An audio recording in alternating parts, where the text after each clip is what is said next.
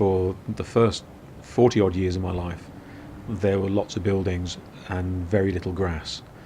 And one of the huge differences coming down here is the amount of space. One day we went down to Lyme Regis and we were looking back onto the town, and I realised that down here in Dorset, the tallest buildings are still the churches. And so the roofscape is a very traditional one. It's a very human scale. You don't sense that commerce has ripped the heart and soul out of this land, that the land has still got some kind of honour and self-respect. As I was a-walking one morning in the spring, I heard a fair damsel, so sweetly she did sing. And as we was a-walking, she unto me did say, oh, there's no life like the plough, boy, all in the month of May.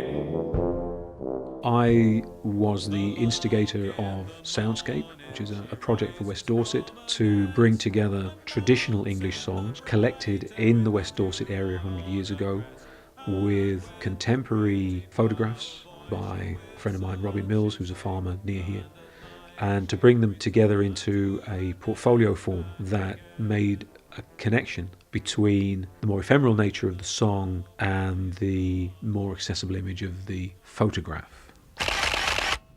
The vertical lines and the horizontal lines, the line between the sky and the sea and through the rock, and I know that that's the thing that took Robin's eye there. So you get this sort of this major horizontal line as the land comes out onto Pulpit Rock, but even on the rock itself, you get a fault line which you're able to take through with the sea in the background. So you get this complete division. And these kind of images, I said, Robin, thrashing at Manor Farm. Do we mean threshing, or is it really thrashing? He said, we've always called it thrashing. So there you go. This coastline is just extraordinary, because here you get this idea of how tranquil this all is. And yet when you see images like that, you realise how elemental this land has been, to be able to fold the rocks like that. And yeah, and just an enormous sleeping power that we sit on. Come all you pretty fair maids, a line to you I'll write. In a ploughing of the ocean I take a great delight. You landsmen... You try and put yourself in the position of the person who would have created a song, and what was that about, and what were they trying to do? You know, Van Morrison says he's just a songwriter. Okay, so does that put Van Morrison on the same kind of wavelength as a farm worker in 1650 who's walking behind his horse making up a tune about a ploughboy? Probably. So now the storm is over and we are safe on shore. We'll sing. I think the singers celebrated their lives, they celebrated the hardships, they celebrated the good times. I have this sort of theory that most English folk songs are about either sex, death or animal husbandry, or per many 2 from 3. And that suggests that it was just about life. We'll boldly go to sea.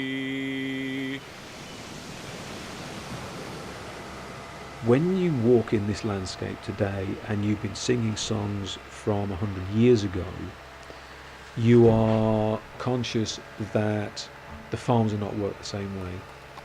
Those songs were originally performed at a time when the relationship between the land and the people working the land was so close, was so intimate, and I fear that that intimacy is now no longer there. As I walk these fields and as I walk these ridgeways, and that's the thing that I look at, I see people sitting more lightly on the land and not being quite so connected with it. We are in a kind of a crazy asylum, that we live in a kind of a mirror world. We can put food on the table, but we have no idea where the food comes from. that we can happily walk through a meadow and see the cows and the sheep and not associate those with joints of meat. We are completely divorced from process, and as a consequence, people who work the land are deemed unnecessary now because, well, the green beans are from Kenya and the lamb is from Australia and the sheep that's outside my window is for decoration. And it is a nonsense and it's wrong. Whilst out the plough, the fat oxen go slow, and the lads and the lasses as sheep shearing go.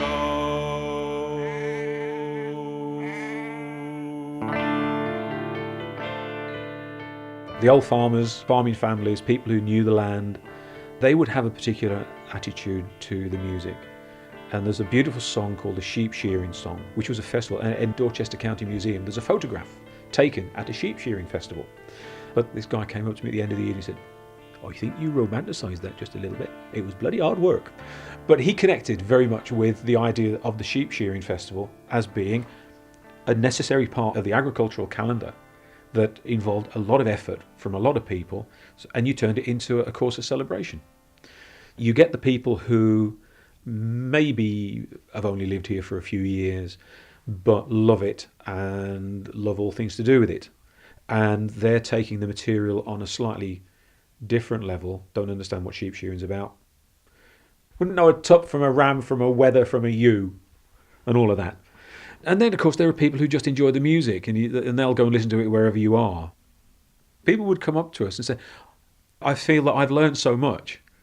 And I think there are people out here now who I'd like to think I've made a little bit of difference in the way that they understand what folk music means.